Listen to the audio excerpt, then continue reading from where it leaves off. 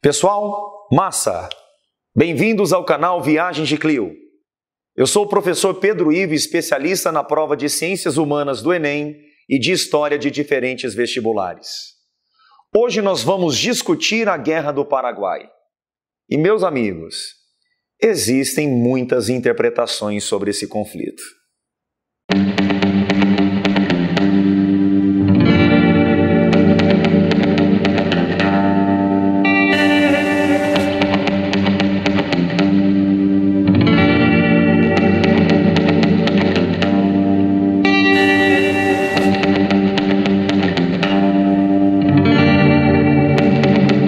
A Guerra do Paraguai começou em 1864, se arrastando até 1870, com a morte do presidente paraguaio Solano Lopes e a rendição do país.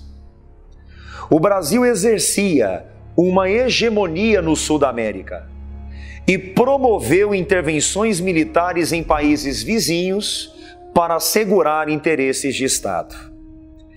Entre 1851 e 1852, tropas brasileiras entraram no Uruguai e contribuíram para a queda do presidente Manuel Oribe, do Partido Blanco. Consequentemente, o Brasil auxiliou a ascensão do Partido Colorado, um partido aliado do governo brasileiro.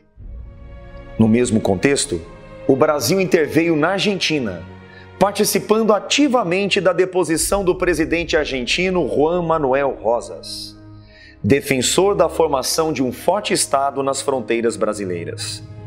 Rosas vislumbrava um projeto unificador, com o aumento da arrecadação alfandegária por meio do controle da navegação na Bacia Platina.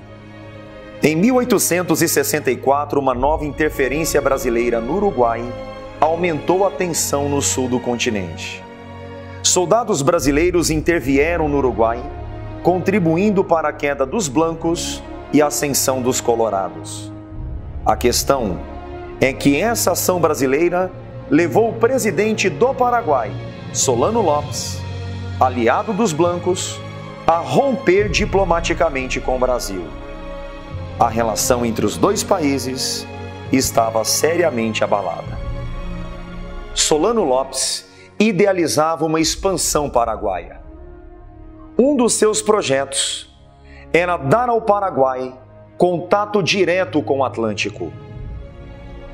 O discurso expansionista do presidente paraguaio colocava em risco as fronteiras do Brasil, da Argentina e do Uruguai. Em 1864, uma embarcação brasileira que navegava pelo Rio Paraguai em território paraguaio foi apreendida e o Paraguai invadiu Mato Grosso, alegando falta de definição das fronteiras.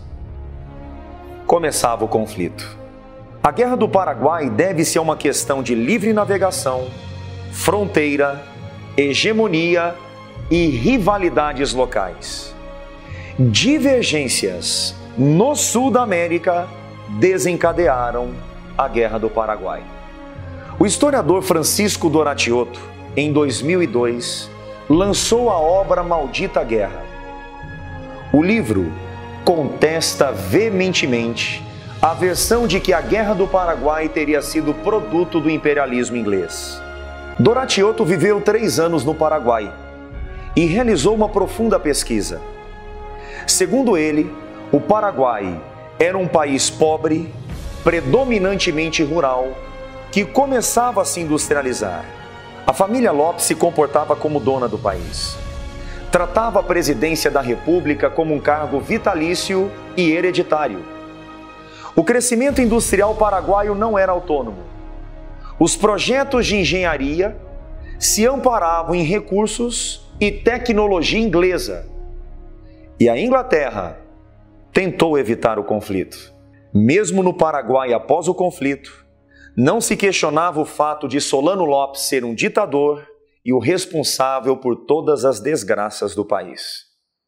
No final do século XIX e início do XX, o Paraguai era um país pobre, carente de referências simbólicas e sem orgulho do passado.